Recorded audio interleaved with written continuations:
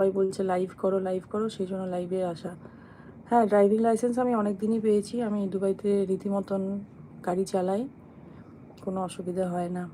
এই দেশে লাইসেন্স পাওয়াটাও ভীষণ ডিফিকাল্ট একটা ব্যাপার। অনেক রকম পরীক্ষা দিতে হয়। সেই পরীক্ষাতে তো মানে একবার হোক, দুবার হোক, ৫ বার হোক ফেল তো করেই। আমিও করেছি। আমার হাসব্যান্ডও পরীক্ষা দিয়েছিল, সেও অনেকবার ফেল করেছে। তারপরে আমিও অনেকবার ফেল করেছি। এই ফেল করতে, করতে তারপরে ওরা যতক্ষণ না দেখে যে প্রপার রাস্তার মধ্যে আমরা সাবলীল, রাস্তার মধ্যে আমরা কনফিডেন্সের সঙ্গে গাড়িটা চালাচ্ছি, এদের এখানকার প্রত্যেকটা রুলস সম্পর্কে আমাদের জানা হয়ে গেছে, তবেই ওরা লাইসেন্সটা দেয়। আদারওয়াইজ ওরা ফেল করাতেই থাকে। যতই ভালো ভালো গাড়ি চালায় না কেন, ইন্ডিয়াতে যতই ভালো গাড়ি চালিয়ে আসি না কেন, ওদের কাছে ওটা কোনো কিছু ম্যাটারই করে না।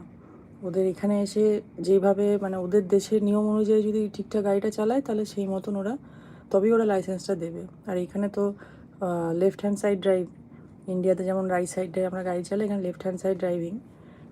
তো অনেক অনেক অনেক রকম করে